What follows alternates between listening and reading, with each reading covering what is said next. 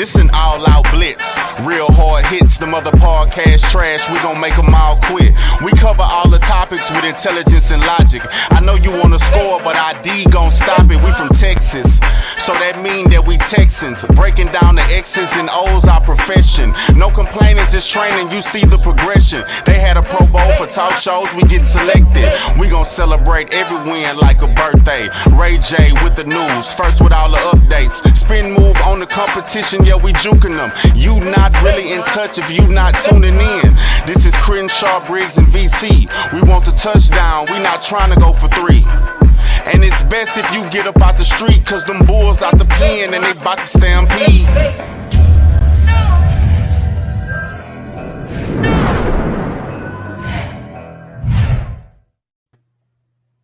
Hey everyone, and welcome back to the Texans Fan Battle Podcast, brought to you by Fan Battle Sports.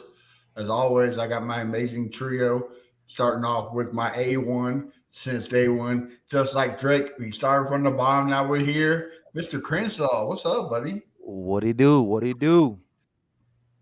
And our other ride or die, if you ever cross us, we're going to send our little pit bull, we're going to send him after you. We got Mr. BT. What up? And guys, if you follow anything AFC South, you know you've seen this man's work. He is on the Fox Sports website and also the new Fox Sports apps. So make sure you check that out. We got Mr. Ben Arthur covering all AFC South. How you doing, Ben? Good, guys. Thanks for having me. Appreciate you guys. How's your summer going? Pretty good? It's good. It's crazy how quickly it's kind of passed by. I mean, training camp starting next week. I guess the Jets have already started theirs. But yeah, man, it's kind of crazy how it's all kind of, flashed by. I mean, you have like OTAs and veteran mini camp and stuff like that. And then you have like this several weeks before training camp starts. And then that just like that break in between, like it just kind of, goes by really quickly. So it's kind of crazy that I'm getting ready to cover another season, but here we are. I'm super excited. And so, yeah. Can't get here any faster, I tell you, man. It seems like it's just slowly creeping by, especially for us Texans fans. Well, let's jump into some NFL news.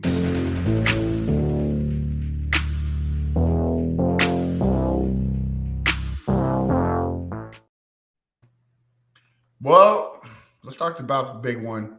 The NFL owners get this man out of here. We want nothing to do with Dan Snyder, even after being fined, I think, like $11 million for holding a whole bunch of secrets and whatnot.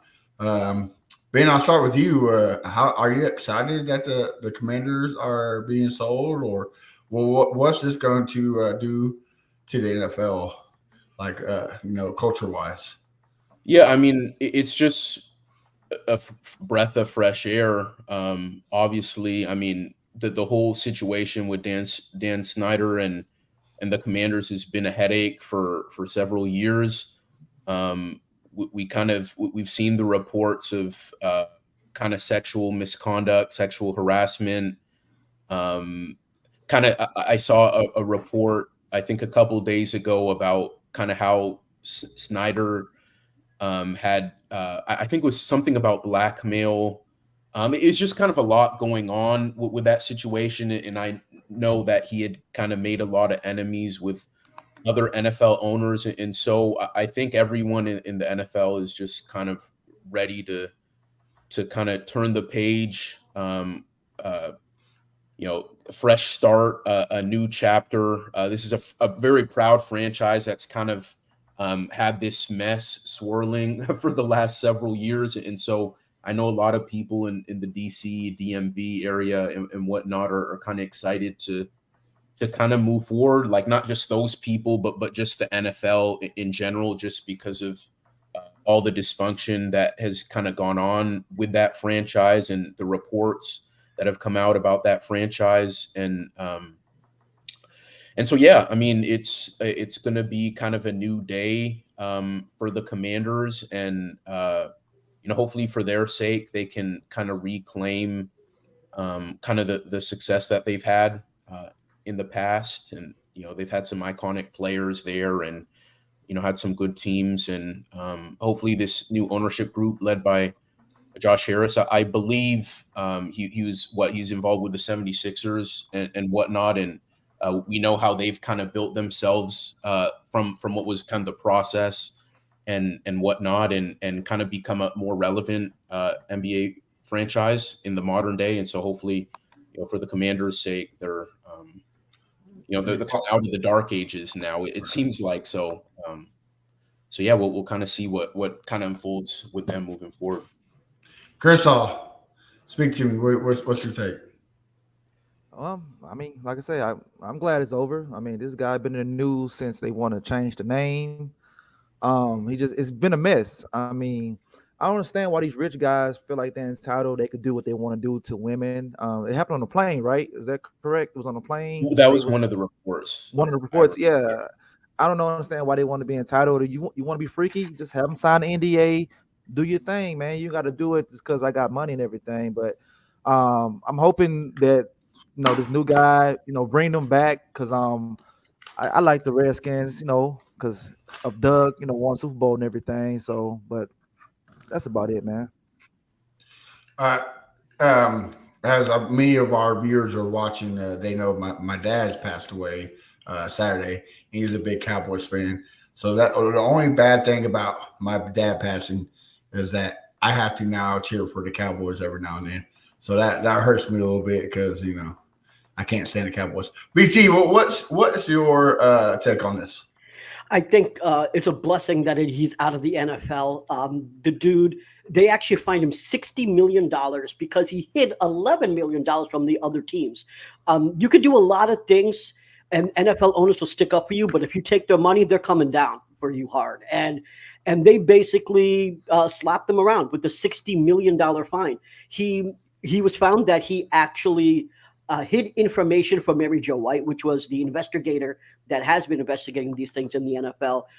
Yes, he committed sexual assault more than once.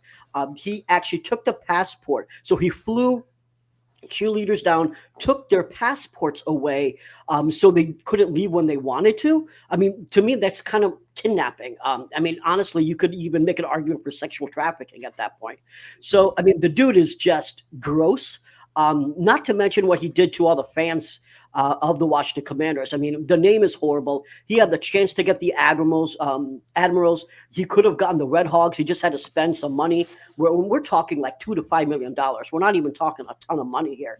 He could have gotten the Admirals for $2 million, and you got Commanders. What Washington fan wants to be called the Commanders? Because you know what I call them? Commies. And they will always be known as the Commies. They have to change his name. I know that was a message, but one of the things that this guy, Josh Harris, has to do is change the name. It's horrible. I hate it. Can't stand it. I mean, you can go back to the Redskins. All I got to do is change the logo to a red potato. I mean, just saying. You're just saying. Well, let's move on. Ben, are you excited that the NFL is doing Hard Knocks with the Jets?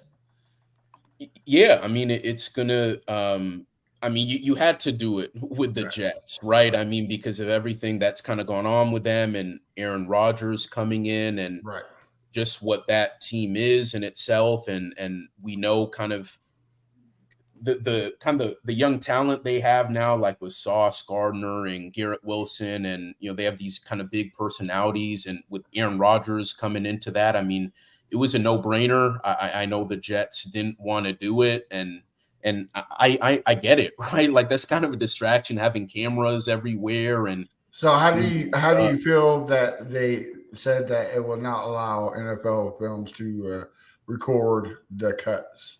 What's your thoughts on that? I didn't see what particular those limitations were. I didn't see those reports. But yeah, I mean, I just think, I mean, it makes sense for there to be some kind of limitations in terms of what they can see and whatnot, and what kind of viewers are going to see. But it's going to be fun, like from a consumer standpoint, right? From those of us watching, it's going to be entertaining. So I'm looking forward to it. And I guess what the last time the Jets had it, 2010, I want to say, is when they last made the playoffs too. So maybe they make the playoffs again. I mean, they should, right? They're supposed to have Super Bowl aspirations. So Right. I'm excited to watch it. I mean, really, from my vantage point, it doesn't really matter what the Jets think. I mean, from a viewer's standpoint, I want to see kind of what that internal dynamics, what that's going to look like, and how the team's gelling. Right. So I'm excited to watch. Well, real quick, before I jump to the other two guys, out of the whole AFC South, if they had to pick a team to do Hard Knocks from the AFC South, which one would you choose? Which one would you like to watch?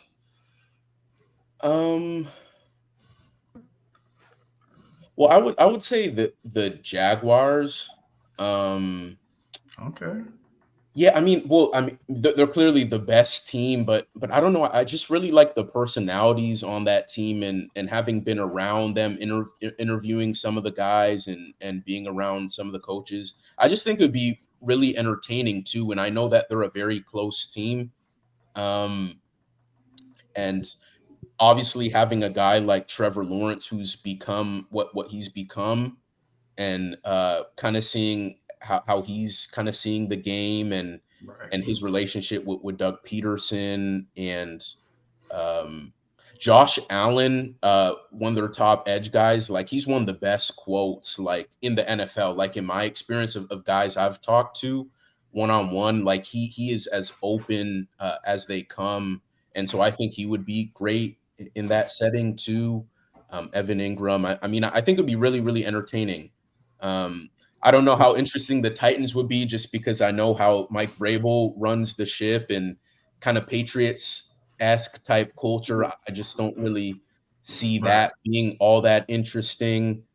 The Colts, I mean, you don't really know what you're getting there. I think Anthony Richardson is a really fascinating personality. So, I mean, that could be somewhat interesting. But off top, I mean, I'd have to say Jaguars. I wouldn't do a Hard Knocks off of any of the AFC South teams, but if you're asking me to choose one, the Jaguars would definitely be number one. Yeah, especially with Dewey Winger, the stuff that comes out of his mouth. I mean, that can make a whole episode by itself, right? I mean, it's always the Jags, or just the crazy lines he comes up with. BT, I'll start with you. What do you think about the whole not recording the cuts? I think that the NFL Films and the NFL will probably change the rules later on to require that the team that is doing Hard Knocks has to allow the cameras to be in there. I think it does change it dramatically for the viewer. You get an emotional attachment to some of these players when you watch, and you know it's pulling on heartstrings when you're seeing the before and after and during, the guys working out during camp, and then them sitting there and then being told why they're being cut. Some of them want to call their grandmother, their mother. Some of them, almost sit down and cry. I mean, this is TV that's made for drama. That's the whole reason why fans want to watch it. And if you take a big part of that away, which is a guy essentially losing his big shot, right? This is the biggest shot that you can have, is being in the NFL, and you're witnessing the guy losing that shot. That's as big of a moment as you can get on Hard Knocks, and they're taking that away. I think that's a big mistake. I think that the Jets are going to lead the NFL, or NFL Films particularly, to making new rules, and it's going to make more restrictions on other teams on sometimes there may be valid reasons why maybe a particular player shouldn't be filmed, right? But now I don't think they'll have any judgment. I think they'll change the rules, and it's going to be actually worse. I think the Jets made a big mistake. Chris, what about you, brother? I'm not a Hard Knocks guy. I only watched the first one with the Cowboys, and of course I watched our Hard Knocks, but I'm not really a big Hard Knocks guy, so whatever's getting cut out, I'm not familiar with it. But I feel like the Jets was the right team, because you got Aaron Rodgers over there. I need to see. Maybe I'll look this year to see if Sauce Walker holds in practice like he holds in games and everything. That guy gets away with murder with that stuff right there. But I mean, it's a fascinating team. I like the coach. I like the fans. They're real passionate and everything. So I'll give it a look or two. But like I said, I'm not a Hard Knocks guy. Right. I'm not the quarterbacks guy, but y'all said the show was good. I started watching. I like that show. That's a pretty good show. You need to watch that like ASAP. Yeah, I mean, I watched it. I'm on episode 6. It's pretty good. Oh, okay, good. All right. Well, other news: Vikings rookie Jordan Addison charged for speeding and reckless driving last night. I mean, he wasn't under an influence or anything, but you think this is going to be a big issue for the Vikings and Jordan Addison moving forward, or is it going to be a slap on the wrist? Well, let's hope it doesn't become an issue, like for his sake, right? And in terms of, and by that I mean repeated incidents of doing stupid stuff, right? Because if it's just this kind of one thing, obviously a big mistake, but if he kind of gets his head on straight moving forward, I mean that's fine. But yeah, I mean it's kind of bonehead thing. I mean we've seen the reports that have come out about Georgia players. In terms of speeding, we know the unfortunate situation that happened with Henry Ruggs a couple years ago in Vegas, killing the young woman and her dog.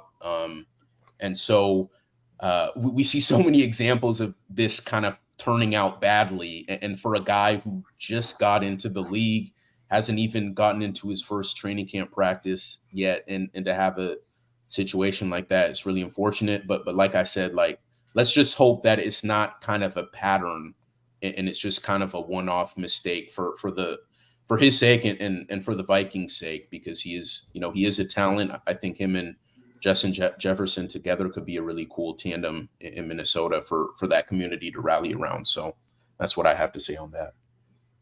All right. BT? I think this is not just a small thing, because the dude was doing 140 miles an hour. This is not some dude that just was speeding, 75 miles an hour in a 55, which is normal. 140 miles an hour. I mean, even if you see anything, you can't do anything. I mean, this is just because he wasn't drinking doesn't mean it's not serious. Landry Locker was saying that he should get suspended, and I completely 100% agree. This is reckless driving. This is a guy that needs to be taught a lesson before he does something worse, because this is definitely the start of a career where he's like, oh, nothing's going to happen to me. I'm an NFL player. All I got was a fine. I make enough money. Who cares? No, he needs to actually pay the price. And for them, it's not, and for players, it's not just hitting their wallet, which is, being suspended. So you're losing the salary for those games, but it's also the fact that you're not on the field and you can't show what you can do. So you potentially could lose your job, meaning that you could be benched. And I think that needs to be a bigger deal. Going 140 miles an hour in a Lambo just because you bought a Lambo is fucking stupid. Like, this cannot happen. I think people are glossing over it. All right. Crenshaw, what do you think? Well, see, that's what happened when you get money. You do stupid shit, and like Ben said, you just saw what happened to Henry Ruggs. So why would you go out and do the same shit? I think he should be suspended. And I think they should suspend his license as well. He don't need to be out there fucking driving. I don't think I ever drove 140 in my fucking life. So why the fuck you driving 140 in a 55, man? I'm lucky that he didn't hurt himself or somebody else. But I hope Minnesota really, really, make an example out of him, man. And I hope and JJ talk to him too. Like, hey, man, bro, chill out, bro. Like, we don't need that, man. We don't need that, man. We don't need that type of distraction. Training camp starting. So instead of talking about practice, they're gonna talk about this fucking guy next week. So hopefully he learns from it. And that's all I gotta say. All right. Well, moving on to another thing. Hendon Hooker placed on NFI. I know a lot of Titans fans want him, of course, because he is the Tennessee Volunteer standout. Ben, you think he makes the season before the season start, or it really doesn't matter because it's I can't even think his name. Jared Goff. There you go. Jared Goff's job to lose. What do you think? I mean, it is. I mean, it's still Jared Goff's team, and Hendon Hooker was drafted in the third round, and everyone kind of knew that this rookie season would be somewhat of a red shirt type of year just because of the injury he's coming off of. So I don't think there's really at this point any sort of serious threat to Goff's security as the starter, and he played really well last year. I don't think enough people really talk about how much he was balling last season. I mean, top 8 easily, right? I mean, like with the season he had, and the Lions kind of becoming a darling of the league, he was a big reason for that. So I'm a big, Hendon Hooker guy. I actually got to talk with him at his pro day, and has a good head on his shoulders, and I think he could be a really good pro, but it's gonna take some time, and it's not. I'm not really looking to see anything from him until like year 2, year 3, and we'll kind of see how the Lions QB situation evolves moving forward. But yeah, Goff is the guy for now, and Hendon Hooker, like right now, it's just about getting healthy, getting that knee right. So yeah. All right, BT, I'll sit back with you. What do you think? I think we all knew that this was going to happen. It'll be curious to see if he actually will be able to play in preseason or not. So that's really what I think people are going to be looking for. I don't think he's going to be playing in the regular season unless Goff gets hurt anyway. Mhm. So I think it is also interesting because some Texans fans were actually thinking that we should have drafted Hendon Hooker and not taken any of the first-round quarterbacks. And I wonder what they're thinking now, knowing that he's on NFI. So it's non-football injury. If the question is, what does NFI stand for, if I remember correctly? Non-football injury, IR. So basically he had an ACL from college, and that's why he's on it. And it didn't come from, like, say, practice. But I think he's a talented guy. I think the biggest issue with him that I had was not the fact of his age, although that was an issue. My issue with him was the scheme. That's why I didn't like him, and that's why I think it's actually good that he sits for a year, regardless of whether it's injury or not. He was in a simplified system where it was a high-low system, so he never went through 3-4 reads. He went through 2 reads, and that was it. You can't do that in the NFL forever. You will have to go through certain reads. You won't have the type of scheme and the type of system that he had. So this is actually a good thing for him anyway. He needs to sit, learn, and actually understand how the NFL works. Right, Crenshaw. Yeah, Allen Hendon Hooker. I like the guy. He was a good quarterback. I mean, I think if he wasn't hurt, he would be pushing Goff for that starting spot. But overall, Goff will still win it. But it's good for him to sit, watch, and like Ben said, I think a couple years down the line that'll be his team. And I just like the guy, his whole demeanor, man. He's a Christian guy. I think him and his brother, didn't they do like a book? They had like a book or something together, him and his brother. They do a lot of Christian stuff. So I like that aspect about him. So I guess go Vols. And I just wanted to kind of add something off of what VT was saying about the offense he was in, and that is very true. Those are very legitimate concerns, and he does kind of need to learn NFL schemes. But we have to remember at Virginia Tech, he did play in in a scheme that resembled more of a pro style, and then also he had a lot of responsibility at the line of scrimmage at UT. Like Josh Heupel put a lot on his plate, so even though he may have had kind of simplified reads, wasn't doing the full field reads, like he did have a lot on his plate, what you would expect for NFL quarterbacks to have, and he does have experience playing in different schemes. So yeah, just wanted to kind of add that point. Fair enough. Yeah, all right. Well, real quick before we jump in Ruiz while we're here, Ben, we had a podcast yesterday and we already discussed it, so everybody knows our views. But what is your views on DeAndre Hopkins signing a 2-year deal with the Titans? Yeah, I think it's huge for the Titans. I think it's really a needle mover for Tennessee in that I think they become a legitimate threat to Jacksonville in the division. I think the Jaguars are still the top team, but I think D-Hop elevates the Titans enough, makes their offense competent enough that the Titans as a whole are kind of more of a threat to Jacksonville. The wide receiver room was kind of a topic of discussion this whole offseason for those in the Titans community. And I know in terms of the Texans community, there's kind of been talk about that wide receiver room maybe not being as good too. But with the Titans, it was really Traylon Burks, who only played 10, 11 games. And then kind of everyone else, a lot of unproven talent, a lot of undrafted talent, a lot of guys who haven't really done anything and they didn't draft a receiver until the 7th round. So there were a lot of people upset about that.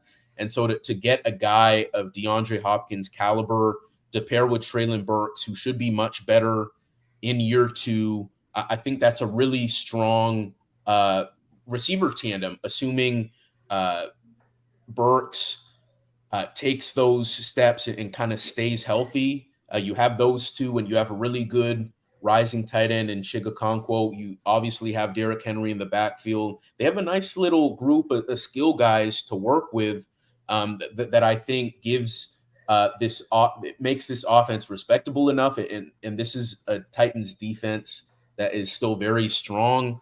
You take those two factors together, and I think Mike Vrabel is a top 5 coach in the league in terms of maximizing whatever the heck he has on the field. Like, we've seen him with some bad rosters in terms of talent and being able to drag those teams to winning records. And so I really like their chances in terms of threatening the Jags in the AFC South. I think they're competitive. Like I said, I think the Jags are still the top team, but I think the Titans will give them a run for their money, and I would not be surprised to see them, get 9 wins, possibly even 10. I truly believe that.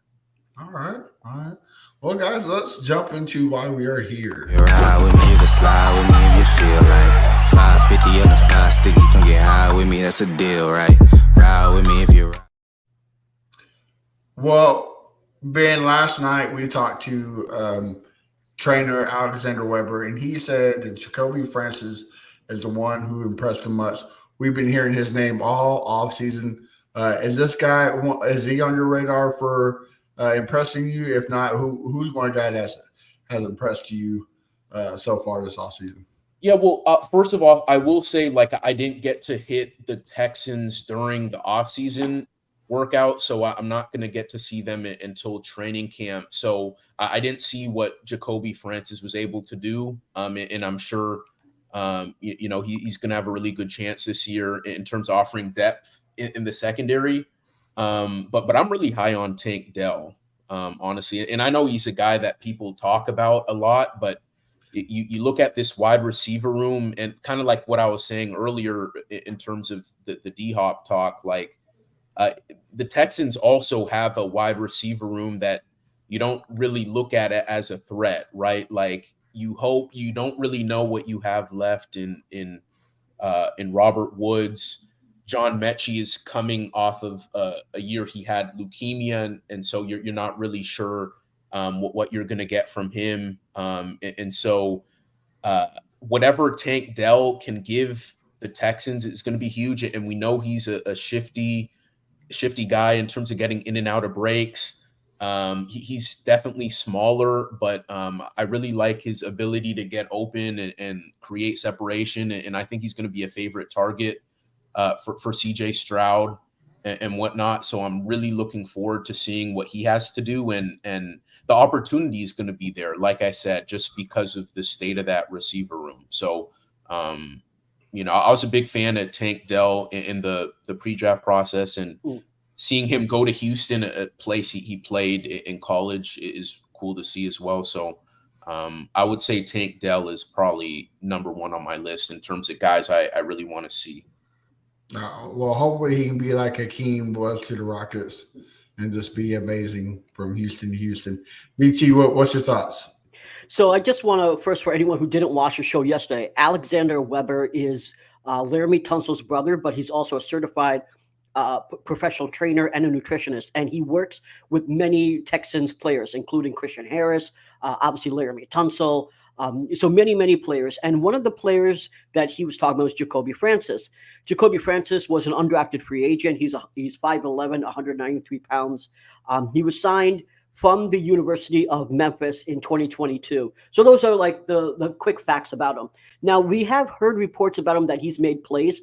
In the beginning of camp, Steven Nelson was not showing up. There right now, in case people are unaware, Steven Nelson recently changed his management to David Mulligetta, and he's been trying to get a new contract. And he's been tweeting all sorts of weird stuff that I'm not going to get into right now. 4 weeks, and there is some sort of question whether or not he's going to report to camp. And the reason why Jacoby Francis is an important name to remember is that if Steven Nelson does not find himself on this roster, meaning that we trade him or we release him because of his attitude or because he requested or whatever reason, that Jacoby Francis may have that opportunity to prove himself very, very quickly. Last year, he played in several games, but he only played on special teams, and we only had like one tackle. So he really didn't do anything last year for the Texans. But according to Alexander Weber, and the same thing what he said he told Stingley is, you last year, you just kind of be a sponge, learn everything. The second year is when you can make an impact. And so if Steven Nelson is not in the squad, we could see Jacoby Francis out there as an outside corner. So it's just a name to remember. I do think that he's going to compete with Shaquille Griffin and others. I think, if Steven Nelson goes, even though Desmond King works better on the inside, they could, put Desmond King there. So I think that it's just a name that if Steven Nelson's gone and if you're worried about who's going to replace him, Jacoby Francis very well may be that guy, and he's young. So it's not like even if Steven Nelson stays here, he's gone after this year. So Jacoby Francis, he's young, he's going to be here, and if he's good, he'll be here for a while. So BT made a good point, Crenshaw, if Nelson's gone, but Stingley so far in his NFL career and his college career, he does have the injury bug, so we could see him taking over for Stingley. Crenshaw, what's your thoughts? We know you hate Stingley, so I mean. No. Before I say that, I'm gonna ask Ben a question. So, if the Texans would have signed D-Hop, how would you view this team and this wide receiver group? If the Texans signed D-Hop, yes.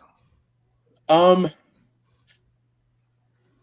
interesting because they have Robert Woods too, and then you have two kind of receiver. Robert Woods is like 30. You have two 30-year-olds, yeah. Yeah, 2 30-year-old receivers who are supposed to be your top guys. I wouldn't view it, honestly, as optimistically as I look at the Titans. He would certainly make them a lot better, and the return to Houston, that would be great and all. But, it would be much better. D-Hop, I think, still has a lot left in the tank, and we talked about Tank Dell and whatnot. But I think just in terms of where the Titans are at and what they needed, he moves the needle enough for them to compete with Jacksonville. Like with the Texans, like they're I don't know what you guys think, but like from my vantage point, like they're not going to compete for the division this year. Maybe 2024, like they have a lot of good young talent. But I just don't see it in this upcoming season. And so that's why I think it made more sense for him to go to kind of Tennessee than to come back to Houston because of how he moves the needle. And Tennessee is now in a position where they're competitive for a playoff spot. And if D-Hop went back to Houston, I still wouldn't say that they're a playoff team. And so that's kind of how I would answer that question. Okay. Let me just say, because I mean, most people know how I feel about this, but I just I had to rebut this. So I actually do not find Tennessee to be that great right now. I think their line is terrible. And so when, yes, D-Hop went to Tennessee, but that line didn't get any better. And they lost their right tackle, who was the only decent piece on that line. Dillard is basically, in my opinion, trash. I mean, he's not a starter left tackle, in my opinion. So D-Hop is a good talent. Don't get me wrong. He's a great talent. I'm wearing his freaking jersey, and I got another jersey over there. Love D-Hop. But I don't think that line is going to allow him to get anything. I mean, the line was terrible last year, and it didn't get better this year. I think if D-Hop came to Houston, I'm not saying that we would be a playoff team, but I think our line would be better. I mean, we surely invested a hell of a lot in our line. $66 million more than any other NFL team. So we should have a top 10 line. So I would think that D-Hop would actually get more production if he came to Houston than Tennessee. I said yesterday that I think he would get right around like 700 yards and 4 or 5 touchdowns in Tennessee. That's where I think he's going to be capped at, really. I think if he came to Houston, he's a 1,000-yard receiver. Not saying that we were a playoff team, but he would get his 1,000 yards and probably 7 TDs or so. So better than Tennessee. But Tennessee, I understand that, you have Derrick Henry, but he's aging. He's almost 30 years old. You've got Ryan Tannehill, but he's 35. You got a line that destroyed Ryan Tannehill last year, and you got a line that helped lead to the most fumbles from a running back in the league with Derrick Henry. So I'm not that high on the Titans, but I do think if Hopkins came to Houston, we would have been a better team. Yeah, I mean, I'll since we're already talking about, I'll kind of piggyback on BT. It all depends on the Ryan Tannehill you get, right? Like if you get the healthy and consistent Tannehill, then I agree with Ben. I think he does move the needle a little bit. But if you get the Ryan Tannehill that's inconsistent and still playing off that injury, I think it's going to be a rough year for the Titans. It all depends on Mr. Ryan Tannehill. Well, BT, I'm glad you were talking about the line. Madden ratings came out for the left tackles, and Larry Tunsil rated the 4th best tackle with a 95. I mean, there's a sleeper on that board. Ben, what do you think? You think that's about right, or should you be higher? Yeah, no, I think that's about right. I mean, I'd say anywhere from like top 3 to top 5 is where Tunsil is at. Phenomenal left tackle. I mean, I'd still put guys like Trent Williams ahead of him, and like Lane Johnson. Those are probably the 2 guys I would definitively put ahead of him. I'm trying to think of who else. Who is the 3rd guy rated ahead of him? I think Nick Martin. Yeah, Nick Martin. Okay. Yeah, I think for me, I mean, at least Lane and Trent would I'd probably put above Laramie Tunsil, but that's about right. I mean, regardless, he's elite, right? He's well deserving of that bag he got this offseason to make him the highest paid O lineman ever. He's gonna be great for CJ Stroud, like to have a left that's what you need, as a right? rookie, like right. That's what you need, right? Yeah. But I'd say that's about right. And he also, I don't know if you saw this, but Tunsil also went on Adam Schefter's podcast and he said, "Don't sleep on us, man. We got some talent on the team." What do you think? Do you think people are sleeping on us, or it's about right? Yeah, no, I do, and I think I kind of touched on it a little bit, but right. Houston does have a lot of young talent, and I actually just did like a story ranking like the AFC South teams by position group, and the Jags obviously had the most kind of wins per position, but I think the Texans may have been second or tied with the Titans. I mean, because their secondary, I think, could be elite. Like, could Stingley, probably be the best in the division, right? Yeah. I think, I mean, if Stingley can stay on the field and he kind of makes those steps, and like VT was saying earlier, Steven Nelson's situation is kind of fluid, but yeah, that could be such a good unit. Jalen Petrie, I think, is an all-pro talent. Getting Jimmy Ward from San Francisco, coming with D'Amico Ryans from the Bay to Houston is huge. When you look at the advanced numbers, like the the passer rating allowed when targeted, and they're really high up there, and I think they allowed. They're like in the top 5 in like passing touchdowns allowed. Like they're you look at those numbers, like they're up there. And I think if Stingley takes that step and is healthy, like this is already the best secondary in my opinion in the division. But if Stingley is healthy, I think really the sky's the limit. All right, Crenshaw, what do you think about everything Tunsil's? Well, first, they are the best secondary in this division because of Steven Nelson. Oh, come on. What the F? Man, Steven Nelson is good, man. He just want to get paid, man. Pay the man, man. Pay the man. Mid. No, he's good, man. But no, I think Tonsils are well deserved. They do sleep on him. I mean, the guy should have been an all-pro last year. wasn't an All-Pro.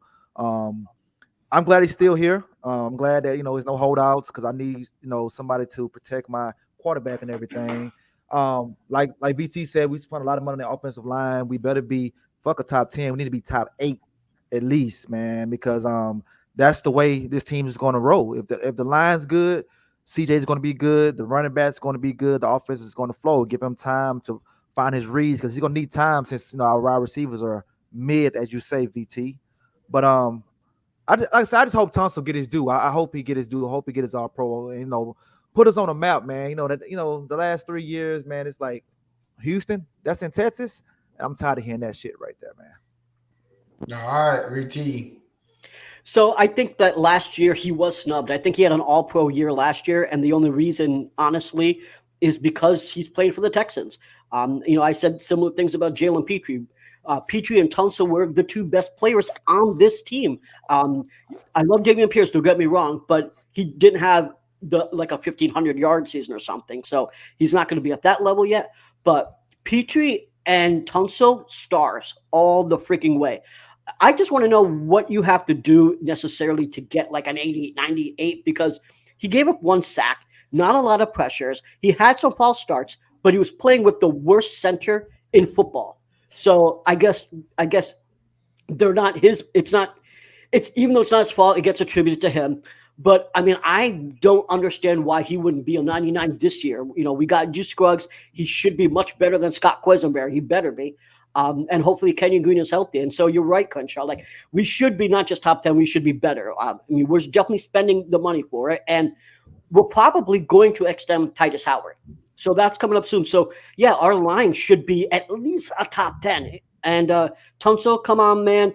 I hope you have a great year and you get an All-Pro and you get Madden 99 next year. We'll pop them bottles. All right. Ben, training camp starts next week. 3 things you want to see for the Texans. What are they, sir? You're on the clock. 3 things I want to see from the Texans. Yeah, we don't care about the Titans. Sorry. How dare you confuse us? That's habit, man. That's habit. From the Texans, I think number 1, just CJ Stroud just really take hold of the QB position. Like, I can't help but think about. I think you guys saw it, like, with the way in Carolina they were talking about Bryce Young, like how he just almost immediately like really took hold of that job over Andy Dalton. And right now, or in the offseason program, DeMeco Ryans was still kind of saying, oh, it's kind of a competition with Davis Mills and CJ is coming along. But I didn't hear those words of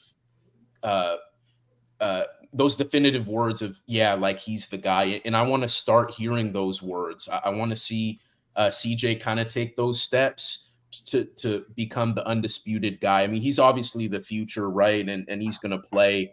But to kind of hear that language from the coaching staff and from the players that CJ is our guy, I think that would probably be number 1 for the Texans. Number 2,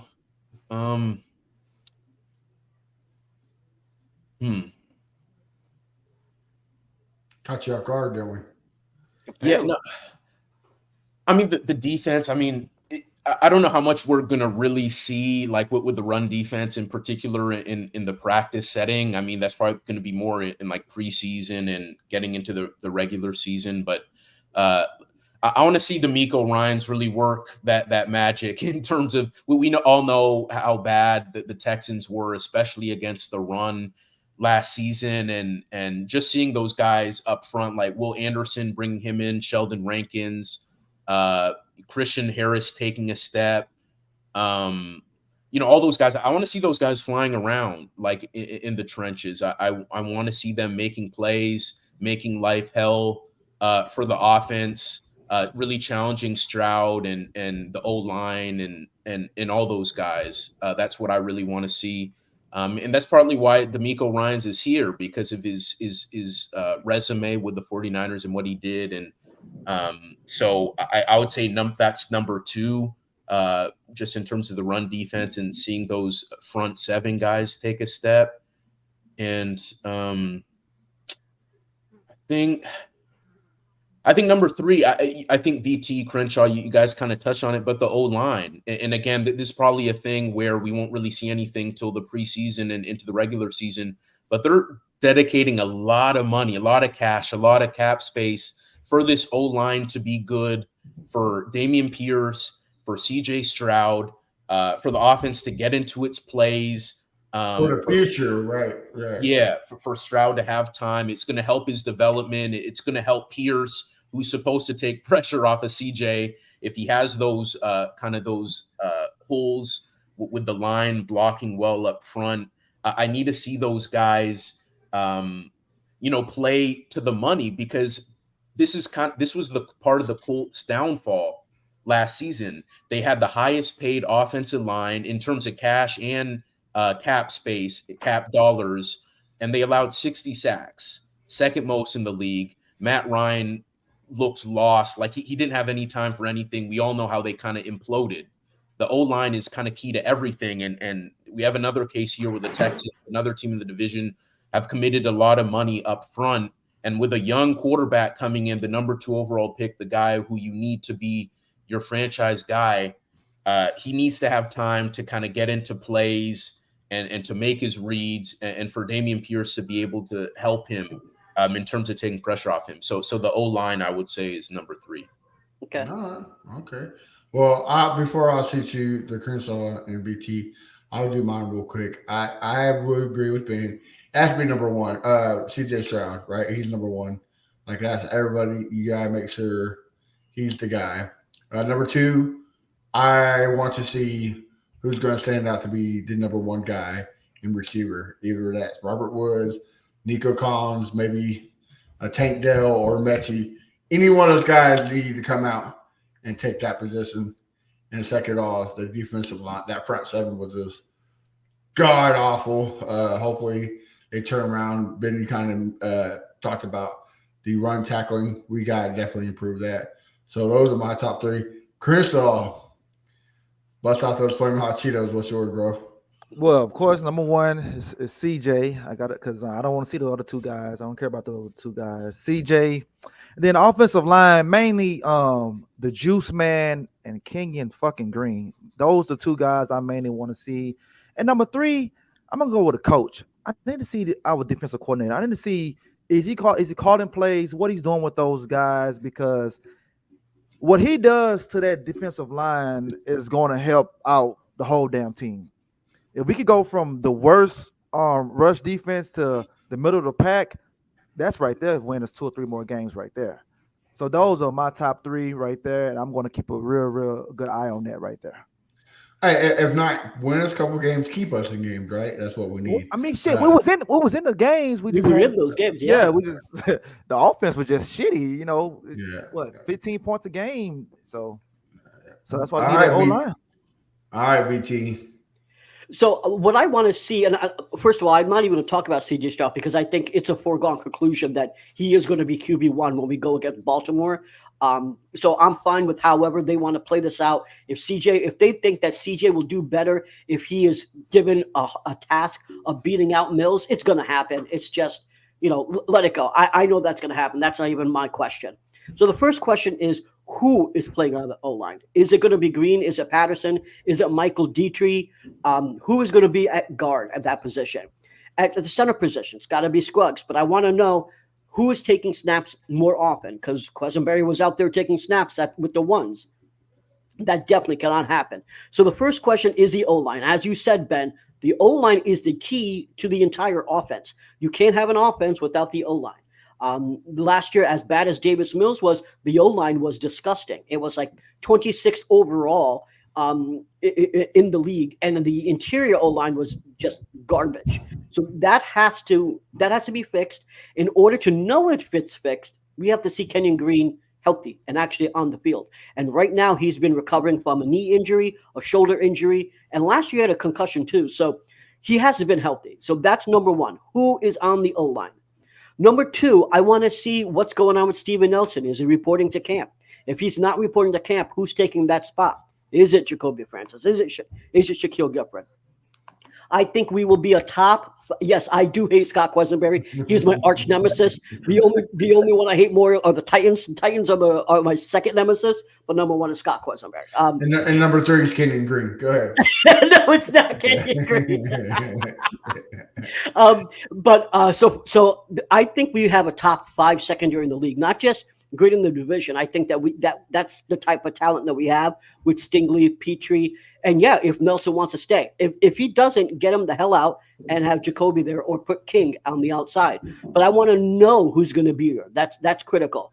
And then what I want to know on defense is who is at the mic. Is it Kirko? Because I don't want to see Christian Kurski there. Is it going to be Henry To'oTo'o? Is it going to be Denzel Perryman?